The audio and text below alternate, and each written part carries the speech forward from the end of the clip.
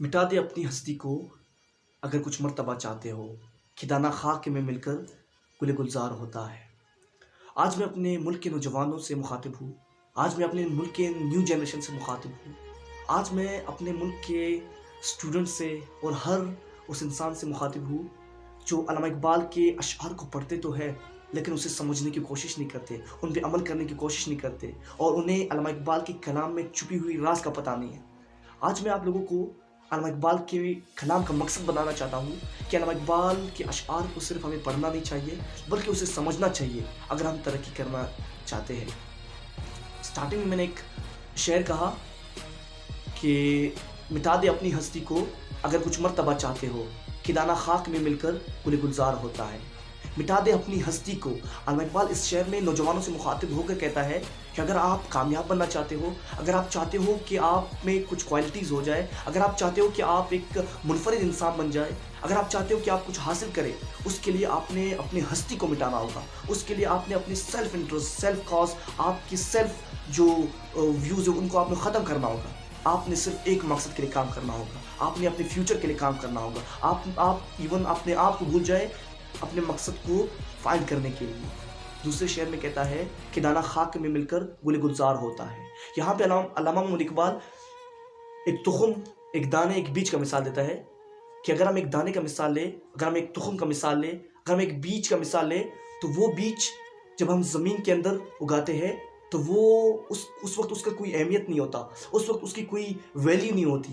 लेकिन जब वो एक तनावर दरख्त बन जाता है, जब वो अपनी जड़ें निकाल लेता है, जब वो एक सायादार दरख्त बन जाता है, जब वो लोगों को ग़िज़ा देना शुरू कर देता है, जब वो लोगों को फ़ायदा देना शुरू कर देता है, तो लोग उसकी तारीफ़ करते हैं। तो अल्लामा मोहम्मद इकबाल रहमतुल्लाह अलैह फरमाते हैं, अगर आप वो तनावर दरख्त बनना चाहते हो, अगर आप चाहते हो कि आप वो तनावर दरख्त बने, तो उसके लिए आपने उस बीज का मिसाल लेना होगा जिसकी स्टार्टिंग में, बिगनिंग में कोई वैल्यू नहीं होती है लेकिन फ्यूचर में उसका सब पर तारीफ़ करते हैं। आपने जो है वो तनावर दरख्त बनने के लिए आपने अपनी हस्ती को भूलना होगा, आपने अपने सेल्फ इंटरेस्ट को भूलना होगा, आपने अपने सेल्फ जो व्यूज़, जो भी चीज़ें हैं उसको आपने भूलना होगा। फिर आप एक फलदार दरख्त बन सकते हो, फिर आप एक तनावर दरख्त बन सकते हो।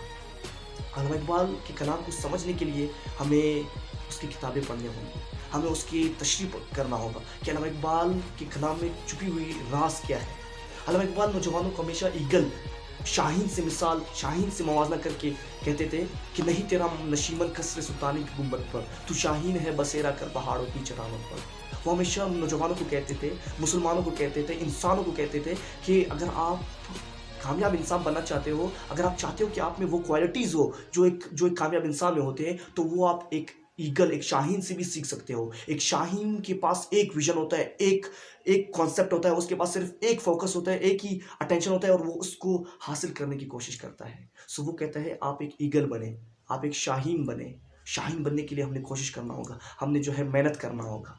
इसीलिए तो आजकल नौजवान परेशान हैं, इसलिए तो आजकल नौजवानों को गिले शिकवे होते हैं, हुकूमत से गिले शिकवे होते हैं, अपने आप से होते हैं, फैमिली से होते हैं। वो कहते हैं कि हुकूमत ने हमारे साथ ये किया, वो किया। मैं कहता हूँ आज से आप अल्लामा इकबाल के कलाम को समझना शुरू करें। उसको पढ़ना सिर्फ नहीं, आपने उसको समझना शुरू करना है और उस पर अमल करना है।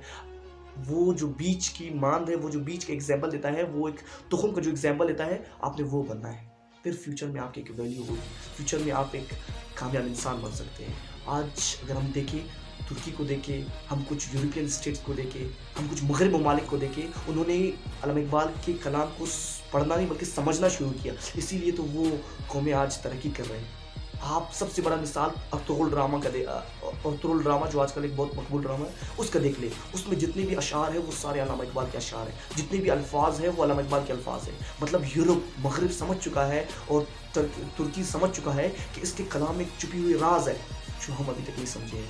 मैं कहता हूँ अगर आप कामयाब बनना चाहते हो तो उसके लिए आपने अल्लामा इकबाल के कलाम को पढ़ना नहीं बल्कि समझना चाहिए। जैसे वो नौजवानों को ईगल के साथ, शाहीन के साथ मिसाल देता है, वो नौजवानों को हमेशा यही कहता है कि अगर आप कुछ करना चाहते हो तो आपने वो बीज का मिसाल लेना होगा।